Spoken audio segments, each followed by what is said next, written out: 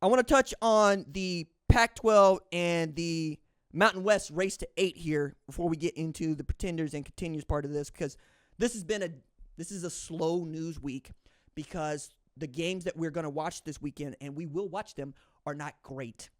We got a rematch of the national championship last year in Michigan and Washington, and Michigan is just a 2.5-point favorite, but already we know what we think about Michigan and we know what we think about Washington. And right now it's more about, can Michigan not lose this game and keep themselves in the Big Ten title contention while we look around at like Oregon, Michigan State for Friday Night Football. So we got the Doug Zilla, that's just obnoxious. I just seen that. That's just obnoxious. Stop, knock that off, dog. Like knock that off. All right. If you watch the live replay, you'll see what's going on there. But that's obnoxious. Come on here, dog. Like I try to turn down the moderator on this thing, and then I see stuff like this. Okay, fine. Couldn't be that bad, I guess. Now you're gonna have other people doing just that. You know what? Fine, do it. I don't care. See if I care. Don't cuss on the show. Don't cuss in the comments. Kids, watch the show. Do not make me go in there and find you and remove you. That's not what you want. If I sound like the third grade teacher right now, it's because I'm not joking. Don't do it. Okay? Somebody gonna do it, and I'm gonna be very loud about who did it. All right. So we have Pac-12 Mountain West giving a bit of movement here. So the Pac-12 had two teams at the start of this year. Washington State and Oregon State. Basically the leftovers from the Pac-12 didn't get invited to the Big Ten or the ACC. Okay, or the Big 12. So what did they do? They went to try to go pillage through the other group of 5 team conferences to get teams to fill out to 8 teams. Why 8? Because that is the number for which you have to be recognized as a conference that could have a team selected for the college football playoff. 8 teams. I think when they made this up, they didn't think that they were ever going to get below 8 teams. And then, well, the butthole decided to become a stopgap. And it was the Pac-12 because George Kliavkoff didn't take the money in hand and was left without a conference. Bungled just to the highest order. Everybody says the same thing. How did you let this happen? He overplayed his hand.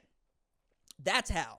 Like he got Teddy KGB'd. And now look, the Pac-12 is trying to rebuild into something that is like a zombie league.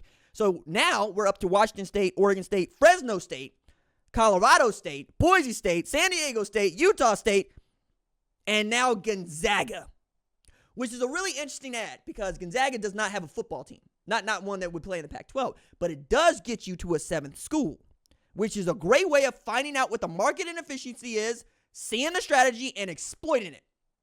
That's what is happening here, and I applaud the move because, damn, Gonzaga was this close, we thought, to perhaps joining the Big 12 as a basketball-only member, which would make the strongest basketball conference in America stronger. I know that the Big 10, the Big East got things to say about that, but you understand what I mean here, right?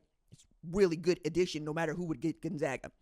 But you were able to add them, probably pay them something like a good share to not have a football team, and you have other members that are fine with this. Also, other members that all have state in the title. Changed it from Pac-12 to land-grant U. I know that you have the Pac-12 because, branding and whatnot, but I'm here to tell y'all, private equity folks, when you buy things for the brand and you don't have any of the soul that built the brand, people know this, okay? So you're going to have to really be careful about how you be talking about Pac-12, okay? On top of that, do we think that any of these teams is good enough to make the college football playoff? Washington State right now feels like it. Until they got absolutely stomped out by Boise State, they felt really good about it. Boise State feels like it. Everybody else, not right now. And this is a conference that wants to come back online in 2026. Meanwhile, the Mountain West Conference has been raided and trying to add. So we see Fresno State, Colorado State, Boise State, San Diego State, Utah State, all bolt from the Mountain West to join the Pac-12, which for right now feels like the same league, right? Both just one big Mountain West conference, if you will. But the Mountain West right now keeps UNLV, has Air Force, Wyoming, San Jose State, New Mexico, Nevada, UTEP, and Hawaii only in football. So what we see here is who can get to number 8 quickest.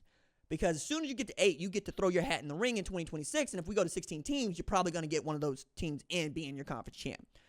I'm very curious to find out who becomes that 8th team and which league they join. Because there was a lot of movement the last couple of days with, or even the last week, reaffirming that you're going to stay in the league or waffling about it. Like UNLV went back and forth about it before they decided to stay in the Mountain West. Given that UNLV is having a moment, they've been ranked in the top 25 this past week for the first time since they joined FBS in 1978, and they are off to their best start, like, ever, pretty much, you know? I'm curious to find out if they start to look around and do what Colorado did last year, which is we're at a high water mark. Let's see who wants us more. And if it's the Mountain West, it's the Mountain West. However, you could swing the balance of power to the Pac-12 just by leaving the Mountain West. Just be that 8th team, be lauded as a Pac-12 team in Vegas at a place that still remembers the Pac-12. It feels like a really good move if that was something that they were interested in doing. I don't know that New Mexico moves the needle here. I don't know that UTEP moves the needle here, although they did come from Conference USA. Or was it the American? Like, they were in Conference USA at one point, but now that's the other thing about realignment, dog. We having a hard time keeping track of this even now, and I'm a professional. I have to tell you, when I learned last week that Miami and Cal was going to be the game day set, I'm going, this is perfect because this is what college football has become.